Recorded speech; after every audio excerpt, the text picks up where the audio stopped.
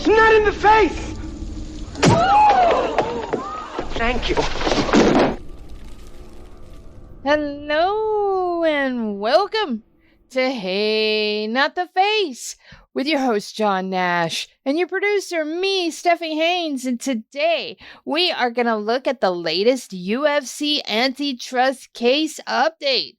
We are also going to discuss what fighters think managers actually do for them. We're going to look at Sean O'Malley's big purse dip and Ian Machado Garry's new representation. We weigh in on the UFC's auctions from the White House card and whether Paramount Plus paid too much for their broadcast rights. Now, if you want access to all of those things, you're going to need to pony up a few bucks and get yourself a paid subscription, because OG listeners know that we split every episode into two parts. We split it right down the middle, cut it in half, and the first half is free. But if you want to listen to the second half of the episode, you can't unless you have a paid subscription, because it is behind a paywall. But you help us keep the lights on around here. So thank you for all of our paid subscribers, and thank you also to our unpaid subscribers, because we love having you guys listen to us. Now, John, how the heck are you? Good. And it just hit me. I remember that name. We were talking before the show about actors, stuff. Charles Durning. That's what I couldn't remember. And it popped into me during that we were talking there. Charles Durning, the star in Tootsie, Dog Day Afternoon, Best Little Horse in Texas, top-notch boxer, war hero, everything. That's the guy. All right, but I'm doing good. Now that I remember the name, it's not driving me nuts. That's so funny. That's like me, though. Whenever I remember something I've been struggling with, I walk around with my chest all puffed out like I've done something major. I did. I think I did something. I think we can call the show. That was a successful recall. I can't believe I forgot his name. Little known fact, he was on a undercard with Jack Warden once before the war, as a boxer, I should say. Wow. They both boxed on the undercard in Madison Square Garden. Also, could not be forgotten, he was in the Muppet movie. Let's not forget that. The Muppet movie. That's a great movie. It is. The Muppets Take Manhattan too, right? That's pretty good too. I think the best though. Should we go? Do you want to spend the whole show going over the best Muppet movies? Because I am willing to talk about the Muppet movies too. The Muppet movie is excellent. I also think the A Christmas Carol was excellent that they did. So there are several Muppet movies. The two little old guys are my favorite, and Beaker. Yes, that was my favorite too. But I should not. We could spend all show talking about the goddamn Muppets. We should. We're old people. When best episodes is when Alice Cooper and Johnny Cash hosted. Those are two of the best episodes. So, yeah, I haven't seen the Alice Cooper one. I've seen the Johnny Cash one, but I don't think I've seen the Alice Cooper one. The Alice Cooper one was amazing. That they had freaking Alice Cooper in the 70s on the Muppet Show. Who would have thought? Yeah, for real. I also like Fraggle Rock, but we'll move on. Okay, I was a big puppet fan, so. Yeah. All right. We got to start the show the way we always do. So, are there any updates in the UFC antitrust cases? Yes, there is. There's actually a couple. We have a couple filings. The first one is... This was filed, I believe, in the Davis v. Zuffa case, and it's a minute order that's basically just a scheduling correction that they issued today. Because next week, there's spoliation hearings. And so the revised schedule is June 30th, Maynard and Whedon is going to testify. July 1st, they're going to have expert witnesses from both parties. That starts, if you want to go, the Maynard and Whedon testifying on the June 30th. That's 9:30 a.m. The expert witnesses from both parties are 11 a.m. on July 1st. And July 2nd, Sean Shelby will testify, plus outstanding discovery issues. And that starts at 9:30 a.m. on July 2nd. So that's the update to next week's big hearings, where the judge apparently is going to cross-examine or let the plaintiff's attorneys, but I'm sure he will throw in a lot of questions, as he's prone to do. Judge Boulware, he is going to ask questions of some of the executives, the matchmakers at the UFC about some of their missing material, part of the spoliation issue. So it doesn't sound exciting, but actually this could have pretty big implications as it goes forward.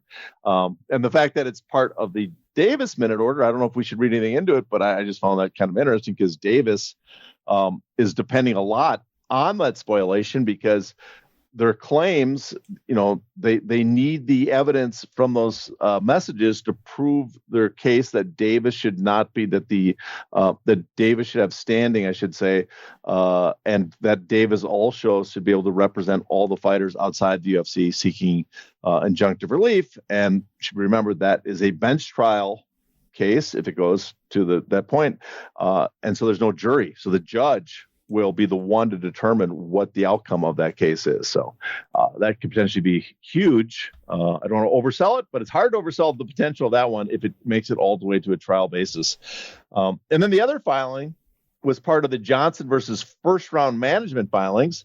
And I thought this is interesting. This is from Severi's law firm. I guess they're the one handling the first round management. I guess they're dividing the plaintiffs' firms up, who handles what. And so this was a reply in support of their previous motion to compel compliance from first round management, which is Mulkey Kawa's agency. And their core dispute with them is that first round management agreed back in February of this year to produce documents from 4 custodians, which include Mulkey Kawa. And then apparently 9 days later, Kawa reversed course and refused to let anyone collect his phone, including front row management's own employees.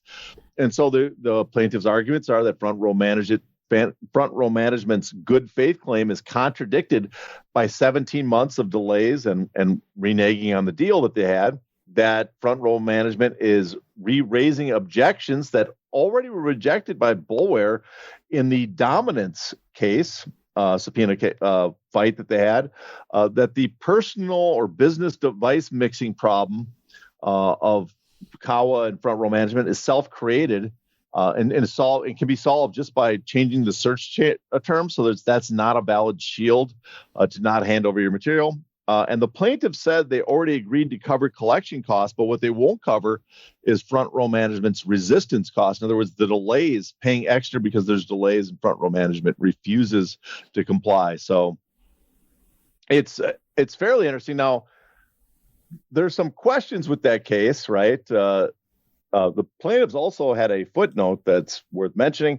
The plaintiffs explicitly flagged Kawa's phone likely containing texts from UFC executives that were spoliated, what are our favorite words, on the UFC side, making front row management's or first round management, or now I can't remember the name of the company, FRM, Mulkey Kawa's company, obstruction directly relevant to the Davis spoliation hearings going on next week, the ones we just talked about.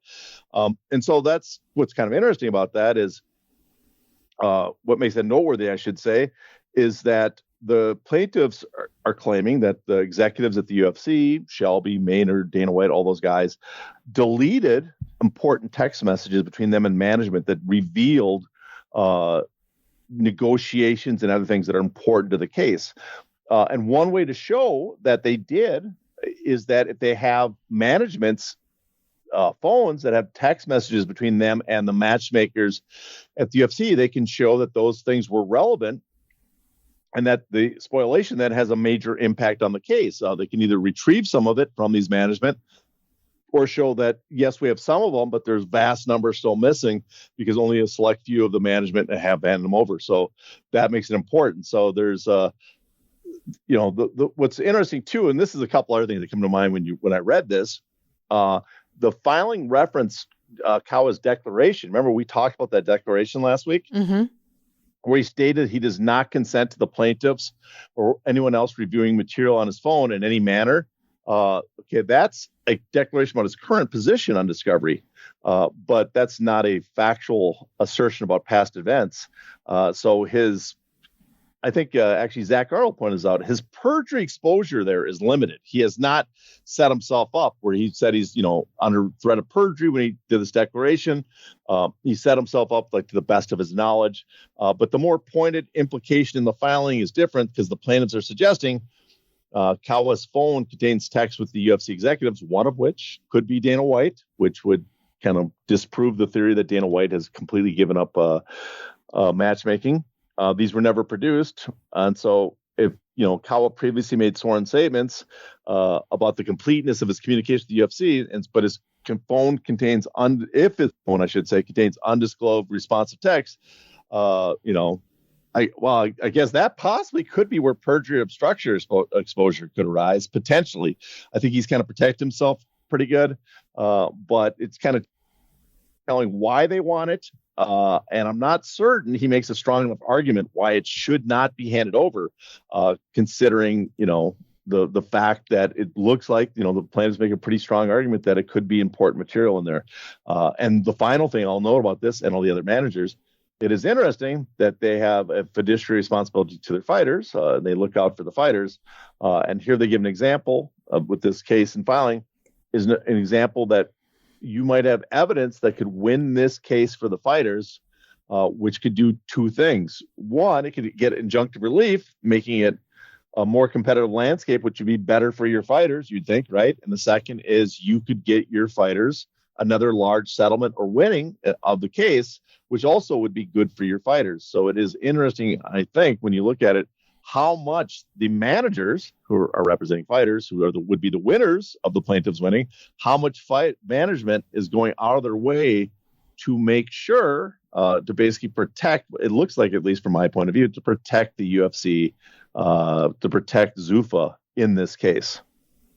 Yikes. Okay, so we will keep you guys updated on all of the antitrust updates as we always do. Now, let's talk about UFC fighters, because during an interview on One Night with Steiny, Sean O'Malley confirmed that he was getting paid around $600,000 for his fight at the White House, which he said was a lot less than he had been used to making, that he took a pay cut. And Eddie Hearn picked up on that and called out fighters like O'Malley for accepting it. What do you make of this drama? Well, I thought it was kind of amusing after the fact that he had said this and Eddie Hearn had picked up on it and a lot of other MMA media and people on social media. It did look to me, I could be wrong. I am just trying to interpret what Sean O'Malley tweeted or shared on social media himself afterwards. He kind of tried to take advantage of it by posting and trying to sell some of his merchandise. And kind of like judo flipping it to say like, oh, it's just the exposures makes it worth it. Now, reading between the lines, again, I could be wrong here, but reading between the lines, I'm going to guess that his response to the original interview is the more honest one, that he was not happy. This reminds me a little bit of our previous show when we talked about Demetrius Johnson, how that fans don't understand the big pay cut you get when you're not defending the title. And I'm going to guess, just based on the way he said it on that interview, the tone, the subject matter, all that, he was not happy with the idea that he was only getting $600,000. That was, but he also seemed basically resigned to it. Like there's no option to it. Mm-hmm. And I think that's part of Eddie Hearn's point of view. And so he was, obviously it's a big pay cut. Now, I saw also a lot of people on X going back and forth, those attacking Eddie Hearn, and a lot of them were boxing people attacking Eddie Hearn because he pays less, a lot of fighters less than that. And some even boxers got onto this, but we paid less. And they're not wrong. I mean, there's a lot of boxers that make less. And I think there's always this confusion about, the pay, how the pay works in both sports, because not every boxer makes as much as the very top boxers. There's a lot of guys that make less. But at the same time, people look at UFC pay and they'll look at the guys towards the middle or bottom of the card and say, oh, look how much better UFC pays than boxing, forgetting that the UFC is a small percentage of the total number of MMA fights. Basically, we are grouping almost all the top level onto one card, one promotion. And so you would imagine that all those guys would make more. Where in boxing, they spread it out because the event is built around probably the headliner, maybe one or two fights underneath on some cards, except for the Riyadh season cards, which honestly have too many fucking big fights on them. But the headliner is the draw, the money's built around them, and everybody else starts going down drastically, much less than UFC fighters. But the part that's forgotten It's UFC's 42, 43 events a year, almost all the top MMA's there, kind of a handful outside. But boxing has numerous promoters that put on what we call world-class boxing matches, at least at the top.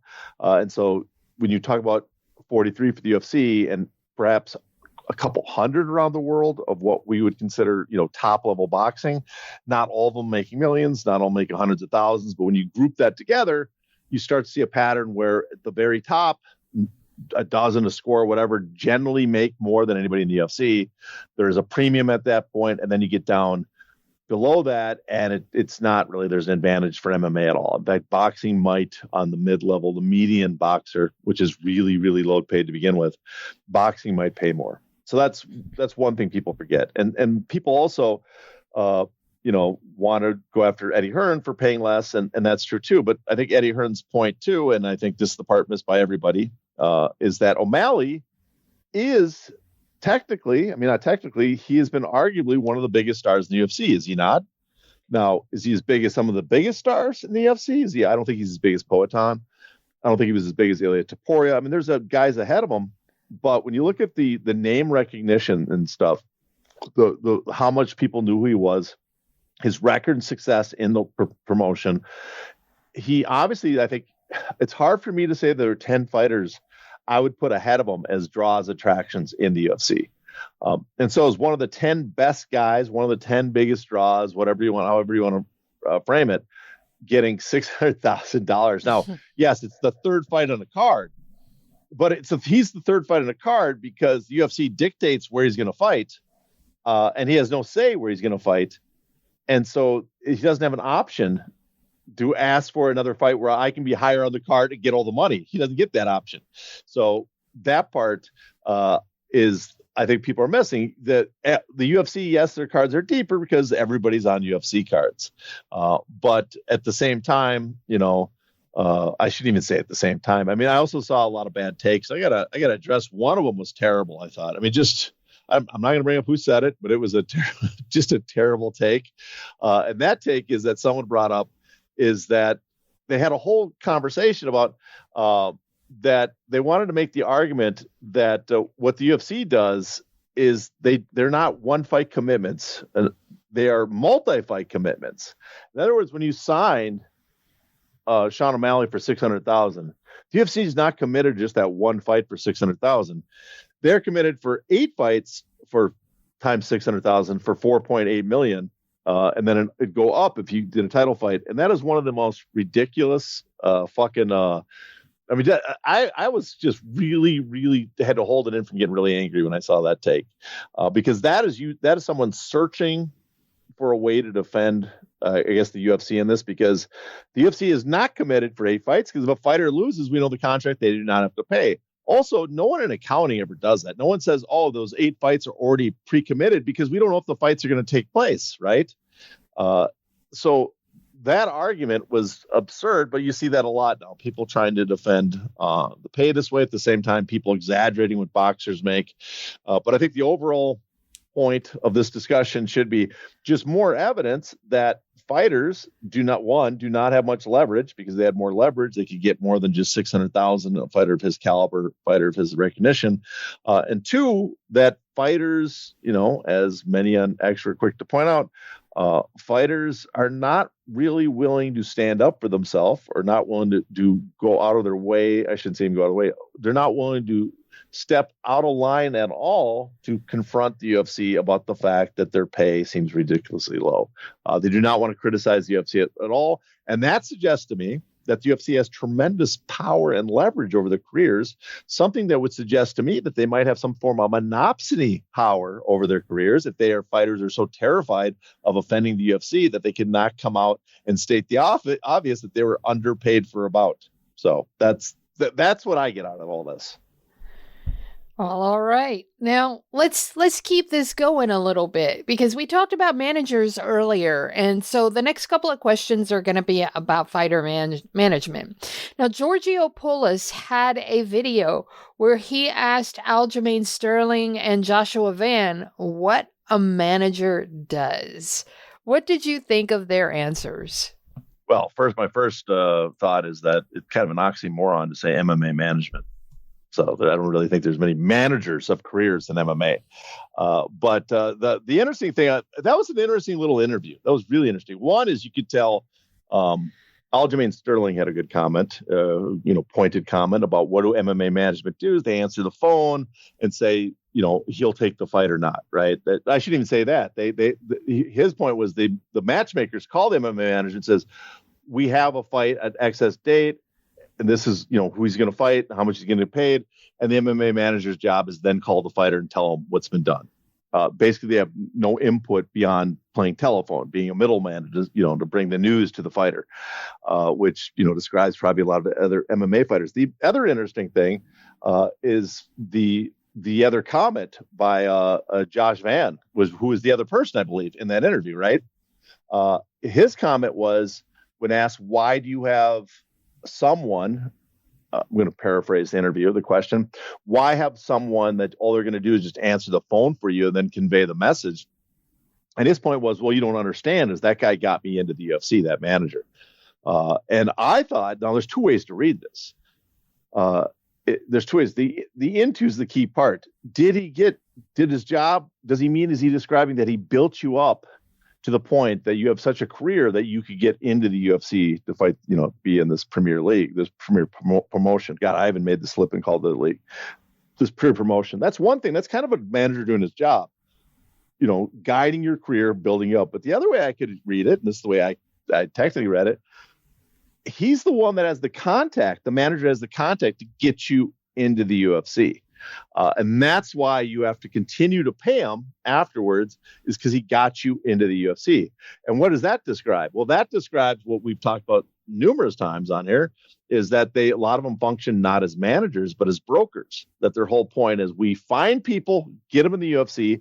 We don't build up their careers. We don't negotiate contracts. We don't, slightly, we might agree to stuff sometimes, but we play no part in, pushing back the UFC. Everything's a contract of adhesion, which would go in well with the management and UFC's argument that that there's no real negotiations missing in those messages, because no one is really negotiating behalf of their fighters. It's all a tiered system. It's all formula. It's already pre-made. And so that's how I interpreted that one. So when you put those two comments together, with Aljamain Sterling pointing out that the management, for UFC management, does very little except answer the phone and convey messages to you, and Josh bringing up the point that what management, you owe them that money because they got you into the UFC, because they have the connections to actually get you there, not that they built up your career enough and then negotiated a good contract that got you in there. I thought it was a great summary of the broker position, a lot of managers and the current state of management. Now, I want to defend some. I think some managers do try.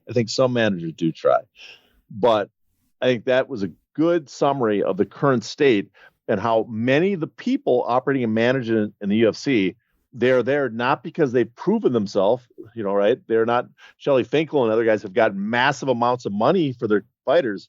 They have not proven themselves that way. What they've proven is they're friendly with the UFC management.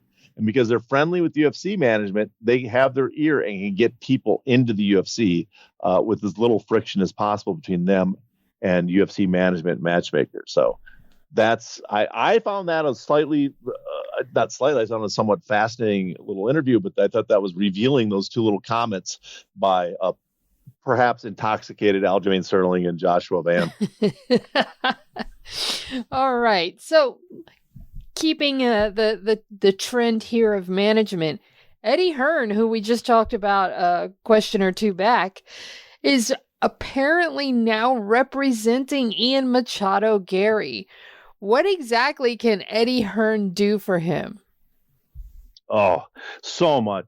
I gotta be honest, I'm kind of getting tired of hearing about Eddie Hearn, right? Because it's all about the UFC stuff that people bring him up all the time.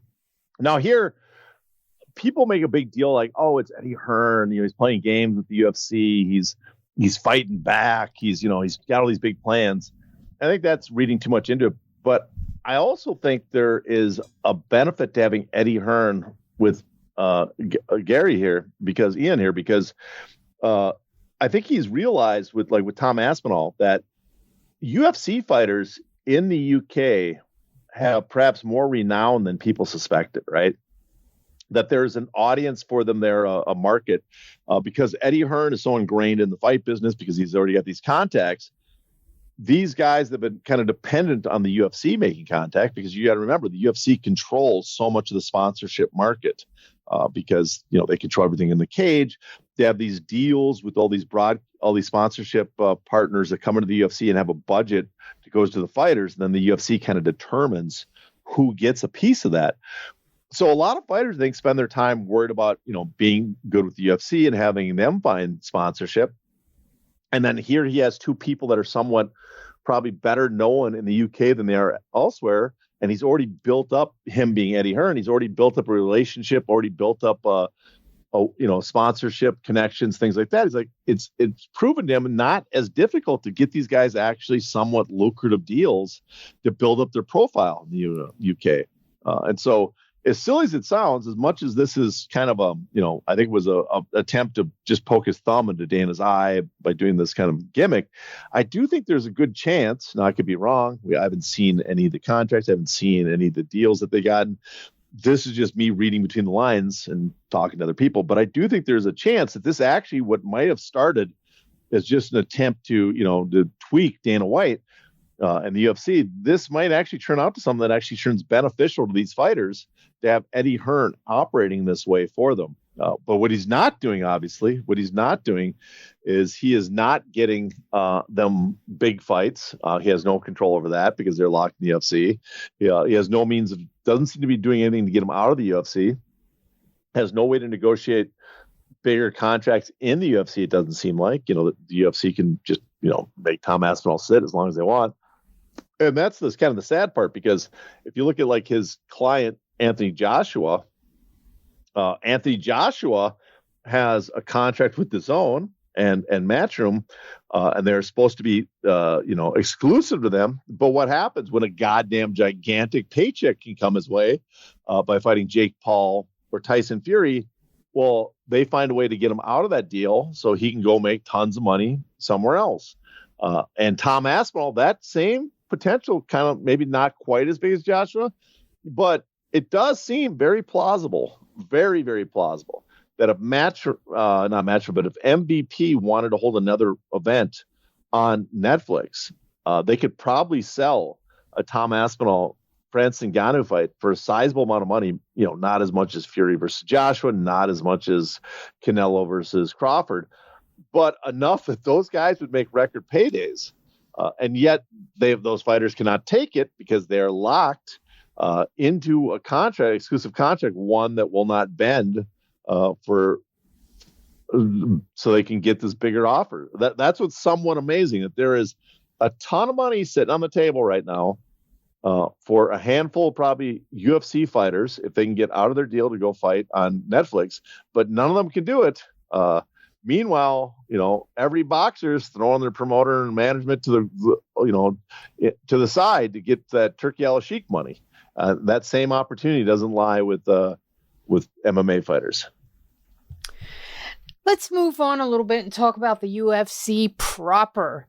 Now, our good friend Des Barry, a lot of people won't know him, but he's a loyal listener, a paid subscriber.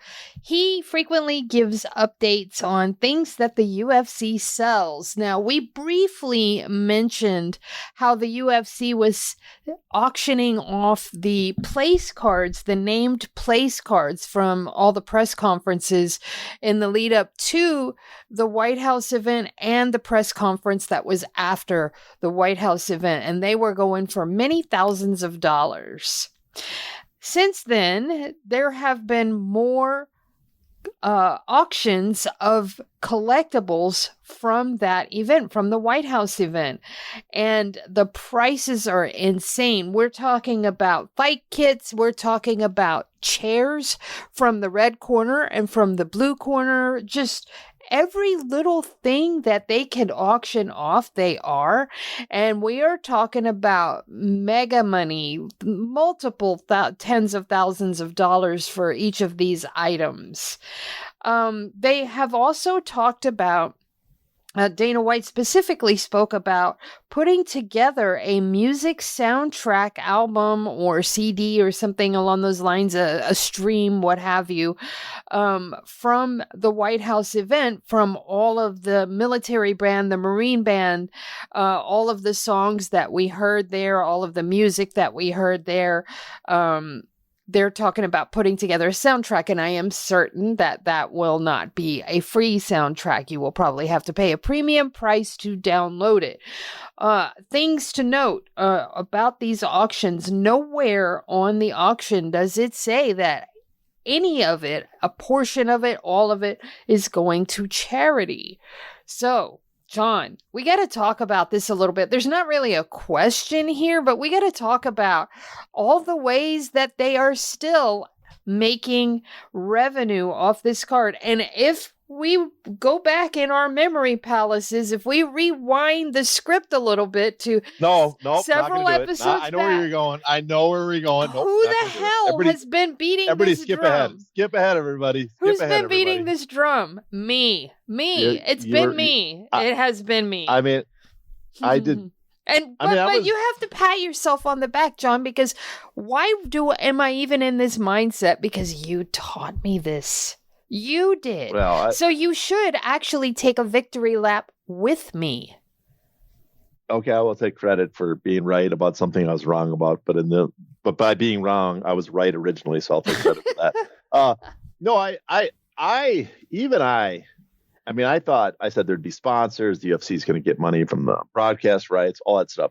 But even I thought there's no way they're going to take actual memorabilia with UFC America logo branding from the event and sell it without it going to some sort of charity. But there's nothing here that says charity. It's a UFC site, and I have to agree with Des about this because he is a degenerate. He's an admitted degenerate. But this is some degenerate prices because like a stool is 10,000 euros. So that means $11,400 US.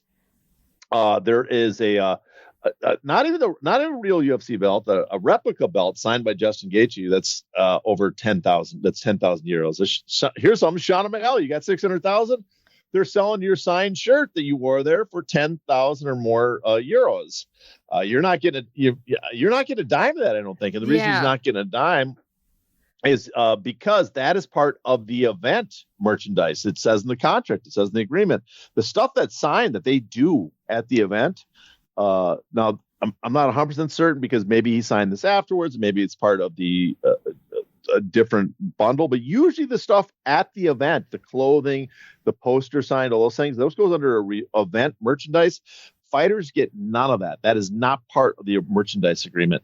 And so, you add that up and, Dana White said, and I can't remember if someone else in TKO said this, or Sports Business Journal got a comment from them, is that this would blow away previous records for merchandise. Well, then you're talking a couple $1 million. And that's not surprising when you look at, the stuff they're selling on just the collectible part, plus the merchandise, plus the memorabilia. Incredible, valuable event. And like I said, I should not be surprised, but I'm always surprised to find out what they will slam their name on and try to just slap their name on and try to make money off of. And here they're trying to make money from the White House, from an event that celebrates their 250th anniversary on what is supposed to be a public-private partnership, which generally, the general rules of that, you don't really profit. And here, obviously, it looks like they're going to fucking make a shit ton. The idea that they lost millions seems more and more laughable the longer we go. But again, why am I surprised? I should have listened to myself. I should have listened to you for once and realized that they were going to just milk whatever they can and sell to the degenerates like Des, which hats off to you for being our researcher on this, because I could not wallow through the gutter like this through this material to find it. And the thing that they're doing that's really smart is they're not dropping everything at once. They're dropping little groups of it, like every week, every other week. So we could potentially see this go on for a month or two, where they're just constantly making drops, and they let people know that they're making the drops too. That's what's really funny about it. I mean, so they perfect it with the ticket sales. You limit it. You make it scarce.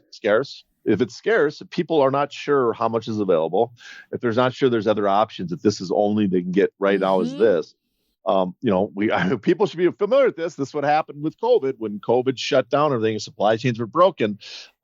People would pay astronomical amounts because they were not sure if eggs were going to show up the next day. Well, that's also because of the egg, but same principle. But you didn't know what, we couldn't get you. If you wanted a used car, they're all gone. You wanted a new car, they're all gone. No one had chips. Same thing happened during COVID. It's a principle everybody's learned. You restrict the amount because of the algorithms. You can do it better than ever. And here they're doing the collectibles. UFC, TKO, I got to give them credit. TKO has mastered the art of doing that with tickets, with collectibles, with merchandise, things like that. So, again, I do not know why I'm surprised every time they do this stuff. Just want to point out, it was me. Yeah, I know. You just want to point out. I'm sure you recorded that. You're gonna clip that part. I'm sure you're gonna put as you're answering. When people get phone calls, or your ring will now be you being right. Yes. Now, going on here on the UFC track, there was some discussion on Twitter between our good friend Rob Joyner and Dave Meltzer regarding whether or not Paramount overpaid for the broadcast rights for the UFC. What's your take on their argument? Well, I have to be honest. I couldn't quite follow the argument. That's the thing. There was too many Russian doll communications for me to fully, I think, grasp what the argument was, because I'm like, I kind of agree with both of you, and I'm not sure what's going on. So I'm going to kind of give my own analysis, my own opinion on the subject, and maybe it matches one of the two, or maybe it doesn't match either one of them. But my view is that it seems to me, again, this is just me talking, it seems to me that they definitely overpaid for the UFC Paramount. But the part, I think, people are looking at they overpaid because there's no way they can get this number of subscribers. Well, that's not the only reason, you buy a property. You could lose money technically on the number of subscribers, things like that, and in the long run still be successful because it could serve as a loss leader. It could serve as evidence to other properties that this is a good place to go to. Slowly build up an audience demographic that you'll make up later. So there's a lot of reasons you could potentially pay above what the number of subscribers you're going to get. But I think based on the evidence I saw, based on the analysis of analysts before the deal, the markup was so high, it makes me suspect that they did overpay, that there's no expectation that it will pay off on the business plan that they have with the UFC and Paramount.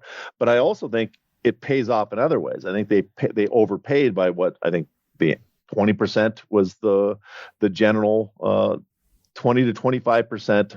I think was the consensus when you look through all the analysts, which is a sizable amount. So you're talking 200 million or so, 200 to 300 million. I might have been just under 20%, I think, but 200 million, let's say, above and beyond on average per year for this deal. That's a lot of money.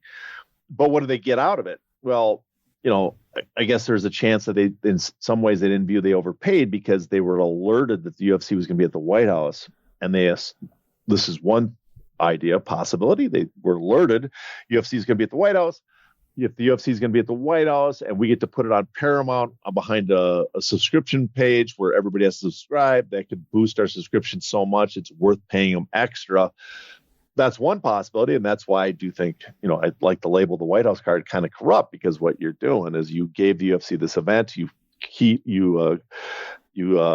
clued in ahead of time sponsors and the broadcast partner, potentially. I shouldn't say I wasn't in the room, but it does seem, when you look at the chain of events, it does seem like that's what happened, that you told the sponsors, you told the broadcast partner that you had this mass event at the White House coming up, and they knew that there was added value to that, so that pushed up the price that the UFC got on their sponsorship deals, on their broadcast rights. To access the bonus content of this episode, you must be a paid subscriber. To do that, go to heynottheface.substack.com and subscribe today.